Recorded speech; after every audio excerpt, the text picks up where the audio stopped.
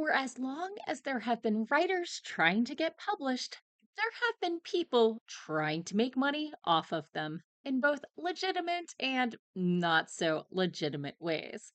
But times they are a changing, which means the old scams are new again and the new scams are just new. So, welcome back to Morgan's Writing Tips and Writerly Musings with writing tips from the pros and, of course, my own writerly musings.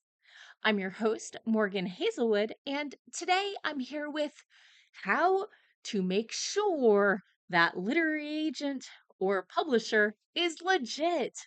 So, first off, let's talk about what is the difference between agents and publishers.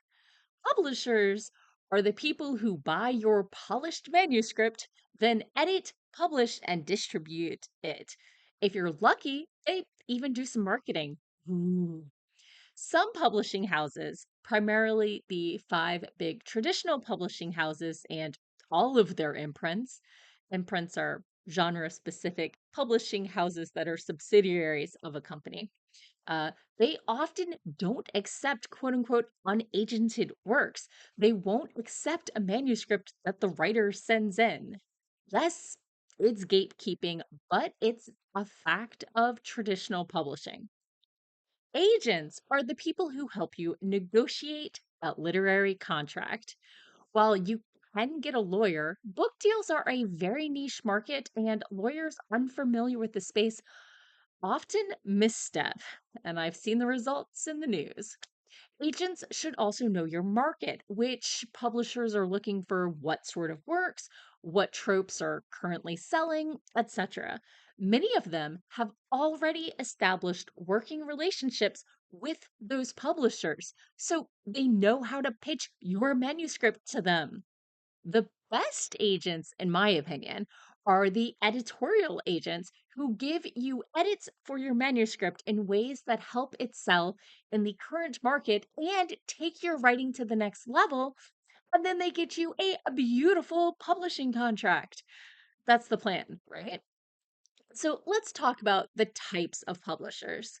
Talked about publisher red flags before, but let's address the types of publishers from the big guys to the small. Traditionally, money always flows to the writer. But as you get closer to indie publishing, you may need to pay for some expenses.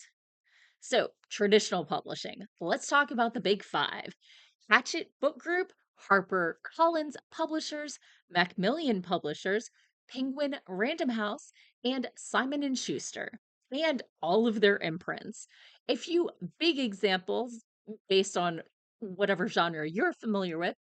Horror Publishing is a Macmillan imprint. Harlequin is a HarperCollins imprint, and Bantam Books is a Penguin Random House imprint. So they own everything. Traditionally, if they buy your book, you get a big shiny advance, usually in 3 to 5 chunks across 1 to 3 years at particular milestones. And then you don't make another dime until your book sells enough to pay off your advance or quote unquote earn out. You don't owe the money back, but it's got to earn out at your percentage because everyone else is getting their chunk. Now, there are other traditional publishers, from Disney to Scholastic. They work the same way as the big five, just maybe smaller advances, fewer bookstores they're in. There are medium sized presses. These offer smaller advances and usually champion more niche books, but they do pretty well for themselves and hopefully the books they take on. Next up, we have small press. Now, these aren't as well defined, but I'm just going to rank them here and describe what you get. They're kind of nebulous and not strictly, but tier one to me, these will buy your book, maybe for a couple grand for an advance. They'll do the editing and get you a pretty good cover. They'll do a little marketing, sending out advanced copies, getting you reviews, and bringing your book to shows that they're going to be at, maybe a blog tour. But a lot of the marketing, heavy lifting is on you. Tier two small press will cover the publishing expenses for you and take your book to any shows they're at. But that's about it.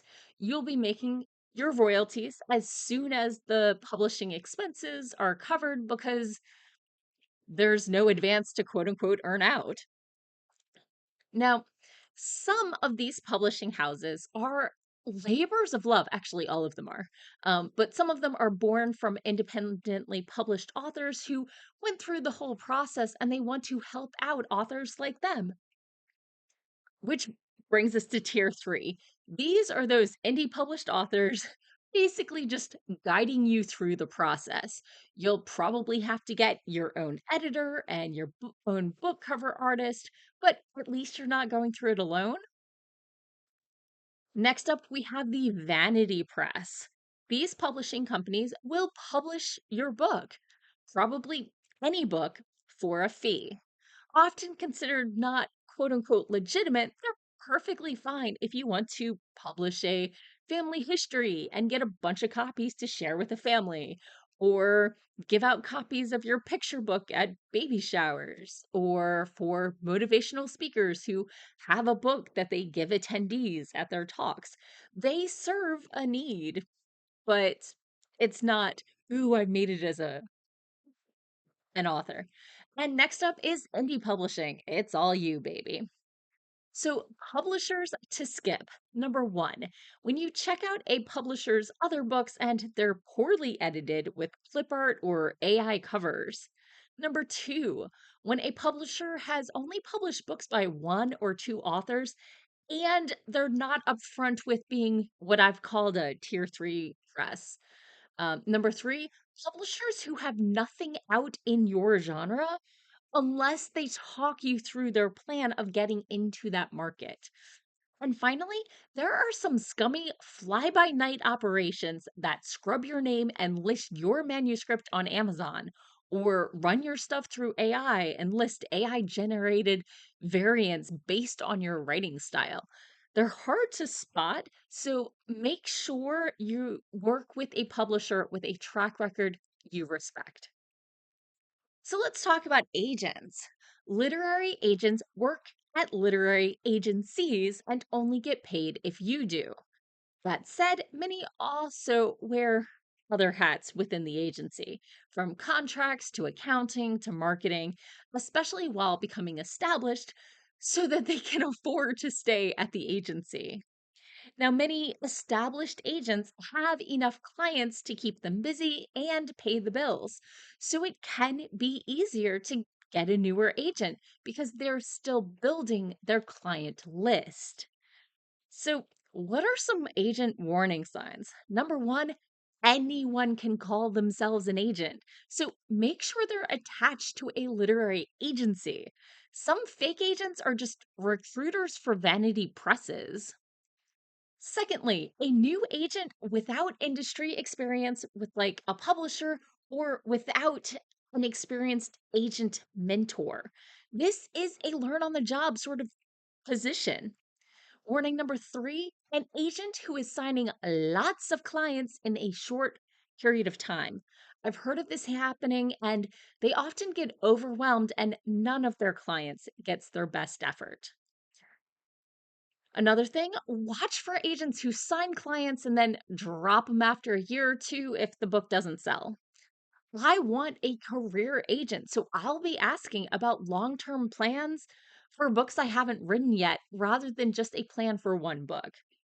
Another warning sign, anything listed on the Writers Beware website, if they're on that site, I wouldn't trust them. Agents at literary agencies that have a high turnover rate, pretty sketch. Or when Googling agent name and agency, you see more complaints than sales on the first page of results. Or if their submission guidelines are wildly different than the standards.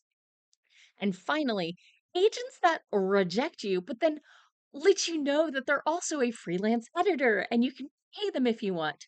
While I understand they probably need the money and are probably skilled, see my comment above where I said I wanted an editorial agent, it's also a massive conflict of interest.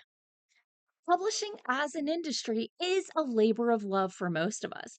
You just have to be wary about the agent or publisher who's in over their head and the scammers looking to use you for a quick buck.